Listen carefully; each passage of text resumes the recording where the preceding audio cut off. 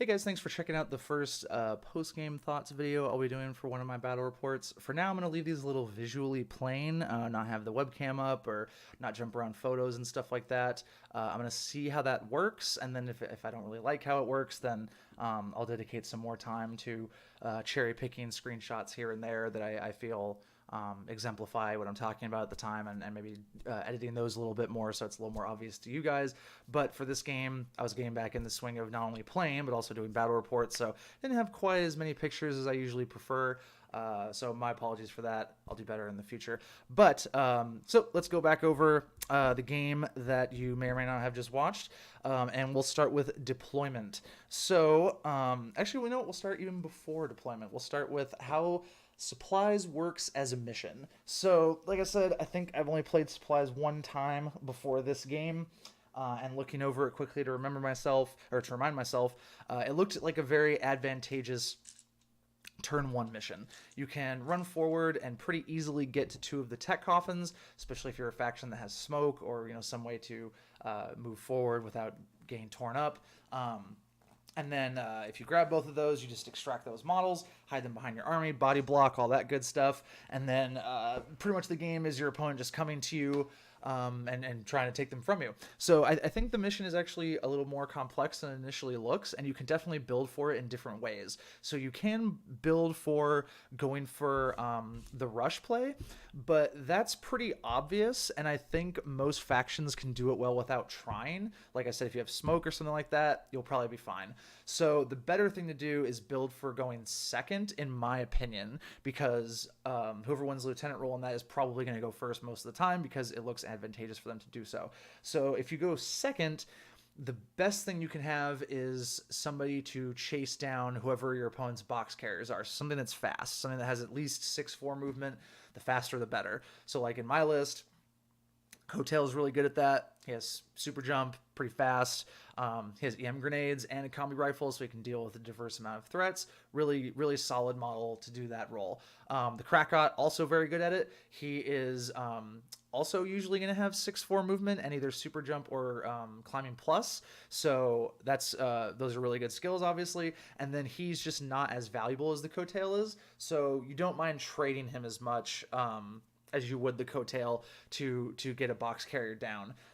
So both of those were definitely good things to have in the matchup. I also think, of course, just because Toha has triads, that's very helpful. Most Toha models are 4-4 movement, which isn't particularly fast, but when you're running around with 3 of them, you're bringing 3 models forward instead of just 1, so you can deal with more threats and more situations, and that's kind of another thing that I thought my list could do. Didn't necessarily do any of that in the game, but looking back on it, that's something that I could have done had I chosen to play the game that way, and if I'd gone second.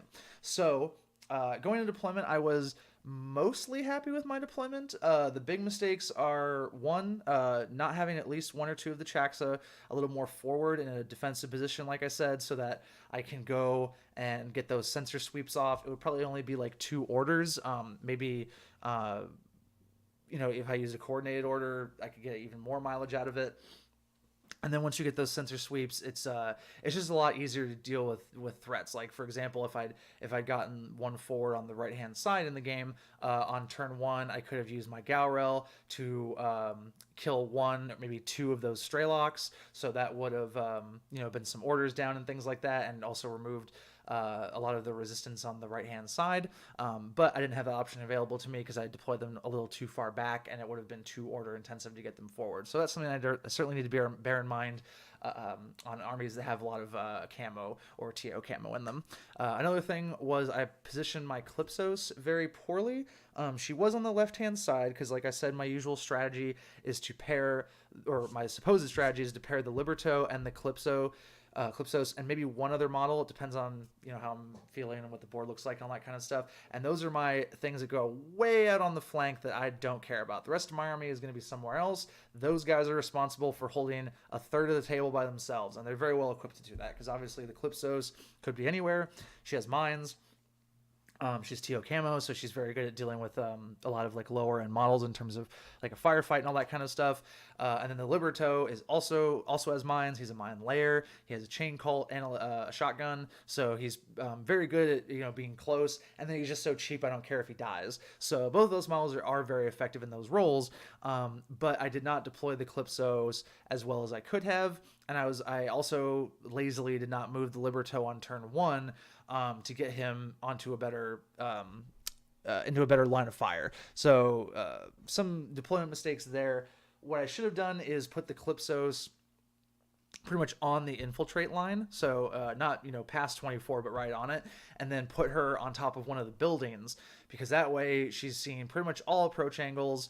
And again, her main role in this mission was to just make it so that my opponent could not get to the tech coffin on my left-hand flank. So if she dies, making it so that there's no specialists around and it's very difficult for that tech coffin to be approached, that's totally worth it in my opinion. So I could have positioned her better to do that, where she didn't really get to have much of effect on the game. And then lastly, I deployed the Krakot somewhere where he could be seen going first, which made it so that I had to use orders, getting a McCall over there and smoking him and all that kind of stuff, just so that Bill didn't lazily assign one order to the HMG and gun him down without trying, which is almost certainly what would have happened. So that's part of me not being as familiar with going first. Like I said, I really prefer to go second, and I'm more comfortable with that positioning, so that's why I wanted to go first, to kind of break that mold. There's just really no reason to ever put models in a position where they can be seen until after you've already started giving them orders when you're going first, because that you're going first. There's no reason to give your opponent free arrows or anything like that. So again, just a dumb move by me. As far as the tac deployment goes, I think it was fine. Pavel was on the left-hand flank, the camo token that represented him, because he's a specialist operative, and then he's also good in combat and all that kind of stuff. So if I had certain models defending that tech coffin, he can deal with them pretty easily, unless maybe one of them's like a McCall or something like that, because that's a very dicey melee between them. It's very even odds. So that was certainly a good lone model to go out over to that side, because not only is he a specialist, but he can also hold his own better than the Strelocks can or anything like that. So I agree with that. And then also putting the fire team core and Vasily in the tower, both very good. Those caused me a lot of problems. I had to dedicate maybe as much as 6 orders this game, or something close to that, getting smokes down so that I could cross lines of fire and stuff like that. So that was a very dominating position, and I also didn't have something like my Gaurel on the right, in the right area, to be able to try to go head to head with them. He's my go-to camo killer because he has MSV2 and all that good stuff, but I was just too far away, and approaching would have taken too long to make it worthwhile. So that was a very dominating deployment. Having both the Dynamos and the Ermendinos in the middle seemed okay, just because that way the Dynamos can go over to whatever tech coffin they need to go to, because they're both specialists, or they can run around and pick up boxes that got dropped by dying models, any of that kind of stuff. And then the Ermendinos being the smoke bots and also being specialists, having them able to go where they need to as well, and either help with smoke or just push buttons themselves, made a lot of sense to me. And then on the right, having both the Strelocks there again felt okay, just because they both have ambush camo, so it looked like there were more models there than there actually were, or something like that, which is a little intimidating until you get a read on what's going on with that. So the only real thing I didn't like from the deployment is I think that this was definitely a lower model count Ariadne army. It was only 13 models. So since there's only 13 models and a lot of them are very easy to kill, I think spreading out that much is a little bit of a hardship. Maybe if you had a 16 model list, something like that, you can do that. But I really think that he kind of should have mirrored my strategy, where you pick one tech coffin to just not fight over, and you go really hard after the other two, and then you go after the box carrier, which the tech army had the models to do with the dynamos. You can certainly give chase with those. So that would probably be my only criticism of my opponent's deployment. not real sure in his position what I would have done as far as either going after the same tech coffins that I was, or abandoning my right flank and going hard on his right flank, sort of flipping what I did. Really not sure which way that would go. I'm not a tac player, so I don't have as much of a feel for those models, but I think doing a strategy like that would have been the way to go. A lot of the other mistakes I touched on during the game.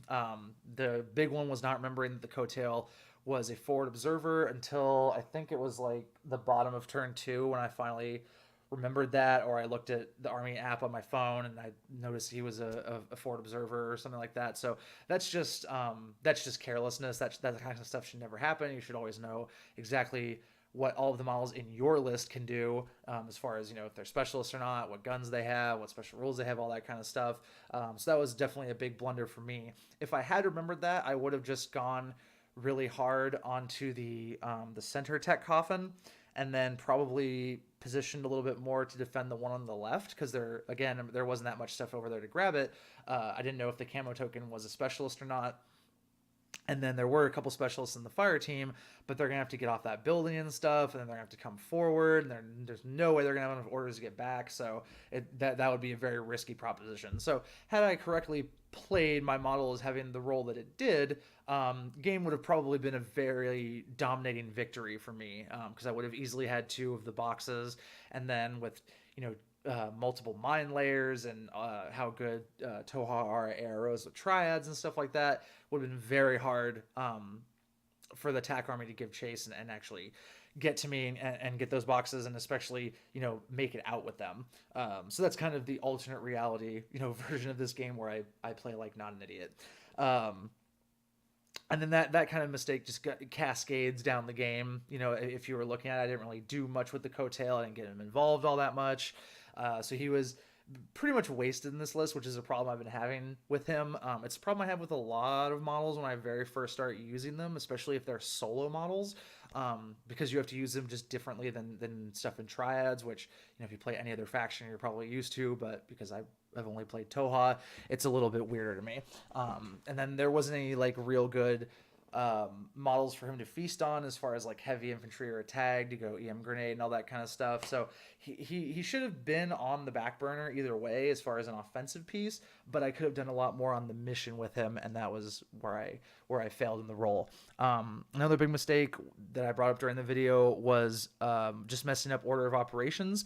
Something that is very easy to get kind of lost in your own turn when you play Infinity, because you'll usually go into your turn and say, okay, I have a couple objectives, however they're rated and all that good stuff, like I have to get this done or I'm going to lose, and then if I get that done I can get a couple other things done, and that was sort of where my headspace was at. I was like, okay, I have to free up my Sukiel to have him not get killed, and then I need to go and chase down these other models that have the supply boxes. So the Straylock was just so kind of in my vision, whereas the Irmandino was hid behind a building and stuff like that, that I got caught up in my own turn and forgot about him. And that's something that just, like I said, happens to me sometimes. I've also noticed it happen to a lot of other players, both locally and when I watch other battle reports online and stuff. So there's not a perfect solution to that, but I think it does help if you kind of talk out your turn to yourself. I'm very vocal when I play. I don't talk much during my opponent's turn, but when it's my turn, I'm constantly like trying to remind myself of the odds of things and what I have to do and all that kind of stuff. So I just need to get back into the habit of doing that, because it would have been fairly trivial for my Gaurel to come forward from his position and shoot across the table, even if I have to take the -3, which I don't think I would have, but even if I did, the Irmandino just doesn't have that great of odds in the face-to-face roll. They do have a good physical. They're physical 14, but they don't get cover or anything because they're impetuous. So I would be on probably 15s most of the time to hit. So not only do I have the high number advantage, but I'm also dropping 5 shots because I'm going to try with a Spitfire compared to just the 1 dodge roll. And then the Irmandinos have 1 armor. So, the odds that he goes down are really, really high. Even if I have to do a couple of face-to-face rolls, it's totally worth it. And then dropping the box in the position that that model was in at the time would have been disastrous for my opponent, because it was just so far away from everything and so exposed that he would have had a very, very tough time recovering that. And it probably either would have been just not recovered for the entire game, or would have gone over to me by using some kind of chain, some smokes or things like that. But I got caught up in the moment, and did not do that first, and went after the Straylock first, which forced me to throw an Eclipse Grenade, which then blocked me off of the play, going after the Irmandino. So that, again, this is an order of operations thing that I think I'll get more back into the swing of as I start to play a little bit more, because I wasn't really making those kind of mistakes when I was playing 2, 3, 4 games a week and getting really into it. So I'm not as concerned about that, but it is definitely worth mentioning. And then on my turn 3, this was the biggest thing that I would call just a pure judgment call failure. So like I mentioned, I had the option to either go for grabbing 1 or 2 of the dropped boxes and then booking it out, or trying to just reduce Bill's ability to pick them up safely himself. So looking back over the photos, it wasn't actually that bad to get the McCall smokes where I needed them to be. I probably could have done it with 2 smokes to get just 1 box, and 3 smokes to get both of them. And then as far as I remember in the mission, they do not have to be picked up by specialists. They just have to be retrieved from the tech coffin by a specialist. So once the specialist has got it, if they die later on, anybody can come and grab it. You just have to spend a short skill when you're in base-to-base contact with it. So since they were both out, I could have used whoever. So I probably would have tapped the coattail to get one of them because he's fast, and then I could have used coordinated orders or something like that to get multiple guys up there. And I don't actually think it would have been that hard to do compared to how hard I thought it would be in the moment of the game. And then that kind of decision, domino affected on itself, as they usually do, where it took me a lot of orders to actually kill off that HMG. I lost my Symbiont mate, so if dice had gone differently, there's definitely a world where the Galrel just isn't able to get that done, because we're throwing the same amount of dice at each other. And like I said, I had him in the 0 range and eventually got cover, so he's just straight dice because he's +3 for big team, -3 for my cover, whereas I was the exact same thing, +3 for range, -3 for his cover.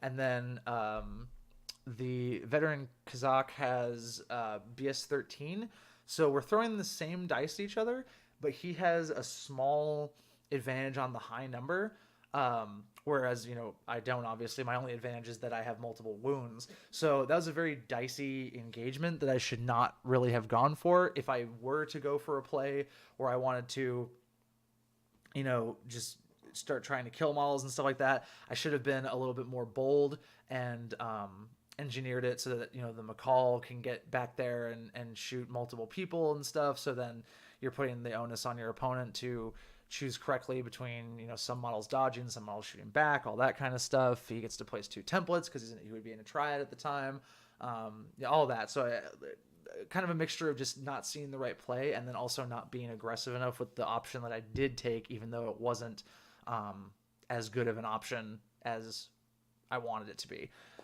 So yeah, that was the big judgment call in the game. As far as mistakes from Bill, the one that definitely springs to mind is wasting the order to try to get the guy up with the paramedic. I just forgot to ask him about that after the game, but I really have no idea what was going on there. It was just I think it was just a line Kazakh, with a rifle. It was either a line Kazakh or the Frontovic engineer who also has a rifle. So they're not valuable or anything. And the only role of those models were to die and clear the path that I had, or the obstacles that I had, so that one of them can go and pick up the box. That's all they needed to accomplish. So wasting that order there kind of, took away other options in the turn. Like I said, what's the Colonel guy's name? Colonel Veronin couldn't get far enough to go and pick up the other box, which I don't know why he particularly wanted him to do that. Looking at his stats after the game, he's worse than the Dynamo at it. So I don't like. I mean, the Dynamo's not good at it either. He only has arm one, but they're it's not like they have multiple wounds or anything like that. So again, I was puzzled by that. I think that might have been just like some trying to come up with the win at the end of the game and gain in your own way, which is something I definitely understand. Even though playing just a casual for fun game, you do try to win, and when you kind of go with one plan and second guess yourself and all that kind of stuff. So that was definitely the big mistake I noticed. The other one was not being aggressive enough with the supply boxes on turn 2 when the fire team started moving out. It seemed more important that they got into kind of this defensive position that they ended up in. But I would have been more aggressive with them, and especially with the HMG, made sure to clear out all the resistance, which is what happened. The Coattail had to go prone behind into total cover. The McCall ended up dying. The Rosale ended up dying, but even if he didn't, he wouldn't have been able to see one of the boxes because he was prone behind some scatter, all that kind of stuff. So I think he could have easily picked up one of the boxes on turn 2. Especially the one that I later, mined up and all that kind of stuff. And then he could have hidden it behind the building and all that. So I was a little puzzled by why that didn't happen, because if at least one of those got picked up, that makes the game much harder on me. I almost certainly would have lost at that point, just because, then on the third turn, the attack army can just focus on getting that last box. And just with how my army was position and everything, there's really not any way I could have put up enough resistance so that he couldn't get that done with an entire turns worth of orders. Even though he was not at full order capacity, I think he still would have gotten there. So that was a little too passive for my taste, which is something that I play Bill regularly. He's a fantastic opponent, one of the best sportsmen I've ever come across in any tabletop war game. But he does play quite passively sometimes, which I don't think is necessarily a mesh for how Ariadna always wants to play. Doesn't matter what flavor, they always seemed like a pretty aggressive army to me, just because you want to go get those favorable trades, by using your tricks and all that kind of stuff. But if you're a little too defensive with them and they start getting, discovered or popped out of camo, or certain models start dying that are really important to the list, then you can kind of have the game slip away from you. Whereas if you've been a little more aggressive in the early and the mid game, then maybe you could have reversed that. So that's just my thoughts on how the play was. As far as the mission itself, I talked about that a little bit at the start of the video, but definitely a mission I liked. I didn't like it on first reading because I don't enjoy the missions where you just can run up and grab something if you go first, and then you can run away and the whole game becomes like a cat and mouse kind of thing. I like it better when the objectives are kind of in the middle and you're fighting over them continuously. Things are changing hands and all that kind of stuff. But just because there's 3 tech coffins and only a limited number of the actual boxes you can get out of them and all that kind of stuff, I do think it makes for a more interesting game when the mission is played properly by both players. So the person who's going first is pretty aggressive about either getting two of the boxes to get the advantage, or exacting a heavy toll on their opponent for trying to stop them from getting the boxes by having lots of models in arrow positions and stuff like that. And then the second player correctly defending the tech coffins, and then correctly giving chase as the boxes get taken, because it's very difficult to stop the person who's going first from getting at least one of them. I would pencil you in for getting at least one supply box if you go first, unless you just start playing really badly. So you always want to be mindful of chasing down that model. And then it's not really so much about chasing them down and retrieving the box yourself. It's more about getting the model that has it and trying to either kill them in a position where it's not easy for another model to come up and grab it of your enemy's army, or that maybe they're not super close to it immediately, so it'll either be a very costly for them to come get it, or they just can't get it done immediately and have to do it in 2 turns or something, and then you can build up a lot of defenses to kind of cage that box off and exact a very heavy toll if they do try to get it. It's a similar way I think of missions like armory and engineering deck and stuff like that. They have a similar dynamic when you kind of boil them down to their essential elements, where the first player and the second player both have very distinct roles, and they're trying to accomplish almost asymmetrical objectives, even though you just read the mission and it's like, hey, we get points for doing the same thing. It's not like we have an attacker role and a defender role, but the way that you arrive at that conclusion to score points is very different depending on the turn order that you choose. So I thought that was more interesting, and I think there's more to it when you play it a little bit more and get into it. So ended up, like I said, ended up being a mission that I don't really dislike, and probably one of the good ones, I would say, in the ITS packet. So something I would certainly play again, although probably not in the immediate future, because like I said, I'm trying to practice other missions for a different event. So that was pretty much my my thoughts on the game. I don't have too many thoughts on Bill's army list, because like I said, I do not play TAC. I've given them a glance over and things like that, but I haven't really dug that much into the meat of them. So I can't comment on how bad his list was or how good it was. Just looking at it from what it is, it looked okay to me. I don't mind the 5-man core. It seems good. It has like 2 cheap guys in it. Has all the right specialists to get a lot of objectives and things, or classifieds done, stuff like that. The Kazakh with the HMG is definitely a big boy as far as offense goes. Good to have an engineer in there, and then Veronin is actually really useful for his points. Like the profile he uses 21 points, so I guess all of his profiles are. He has a 2-2 boarding shotgun, which is a fantastic gun. T2 is very good. And then he has sensor, not something you see a ton of all the time, but again, very useful. He's a good lieutenant because obviously you can defend him pretty easily. And then he has Strategos, so you can get the extra order out of him, which is another fun thing there. I really like the dynamos. I don't know how many is the good amount to run. It looks like they're AVA 5. Like you're not going to see that many, but I think 2 is pretty good, especially in a lot of missions where you have to run around and get stuff done. They're extremely fast, of course, because they're motorcycles, and then they get to be specialists without costing a crazy amount. So those are good. The Straylocks seem really good. Ambush camo is probably the rule that I hate the most in the entire game, because I hate camo already, so having more of it that's just a trick is even more annoying. And they can be cheap specialists as well. Camo specialists are kind of one of Ariadna's nice selling points for ITS play, so that was good. Pavel, very strong choice. Pretty expensive. 31 points is pretty expensive, but he has good guns. Mines are fun. He has forward deployment 2, and then he's really good in combat, so probably worth it in most of the list. I would not declare him like an auto include or anything as a TAC novice, but I certainly see the room that he has in the list. And then the Irmandinos are really an interesting model. Having an extremely impetuous specialist who's also cheap and also has smoke grenades is just a very interesting catch-all. Obviously they're irregular, but you can't get everything with a warband model. So I think those are really cool as well. I would be hard pressed to leave those home if I was to play TAC.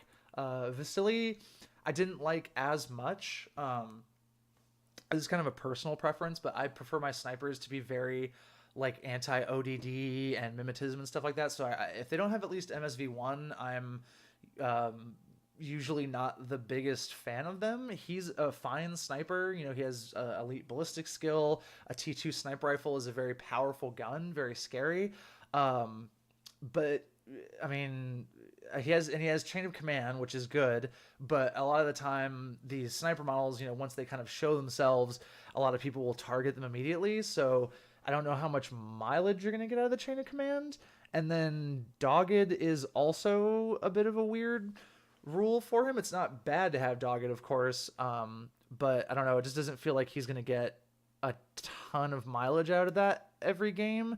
And then you kind of have to pair him with like a doctor or something like that if you want to use it as like an active turn rule. So that kind of cuts down on the position that he can take a little bit. Again, I don't really have like a fully fleshed out opinion of him. It just seems like he's pretty expensive for what he brings, in my opinion. So that would be, my brief thoughts on the list I went up against. As far as my list, everything performed pretty much as I expected it to, barring mistakes for me, which, as we already detailed, there were plenty. I obviously did not change my list for the mission. Otherwise, the Kamel hacker would have turned into, I think it's like a paramedic that you get the bonus for in this mission or something. So I probably would have done that, because there's no reason to ever have a hacker in Toha, in my opinion. Like the offerings that we have, at least until we start getting new models, are pretty poor. The only reason that he's a hacker is because in one of the missions the list is built for, you get the +3 for the Xenotech whip, and then you also get the 2 whip rolls and the +3 whip for grabbing antennas. So I find that in missions with the Xenotech, getting that +3 whip, if you can, is extremely important, because otherwise you're only rocking a 55%er to get that done, and it just becomes really annoying to try to get that placed if you have some bad rolls or something like that. So upping it to a whip 14 is quite worth it. But the list is, Toha lists are good in most missions, just because of how triads and how focused they are and stuff like that. So I definitely had all the tools to get everything done. I just didn't execute as well as I wanted to. Had some fun with the Rassail this game. It was really nice to finally get to use him and the Chaxa in like a pincer move. I haven't been able to pull that off as much as I've really wanted to, but I'm trying to keep an eye out for that. And then, also having the advantage of being able to throw the Chaxa peripheral away, because he's, quote unquote free model, to get like some nice flamethrower shots off and stuff. The 6'4" movement on him compared to a regular Chaxa is extremely valuable. That's probably its biggest selling point. Certainly something I would trade in sensor for in most occasions. So got to do that.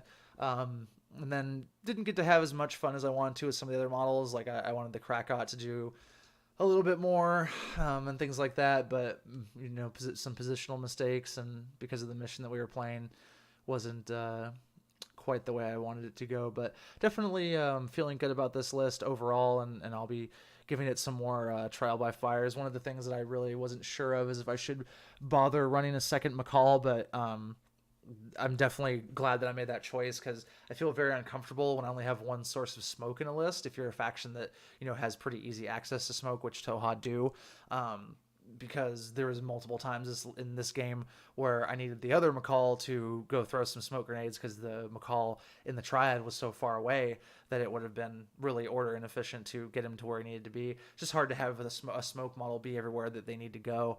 And then he can go into the Kamel triad if I don't want him running around on his own, freaking out, or he can run around on his own and freak out, which I think is probably how I'll usually play him, because it's pretty easy to keep extremely impetuous models safe a lot of the time, especially if you sneak an order in for them or something like that to put them in the right place so that they don't start screaming off in the wrong direction on your next turn.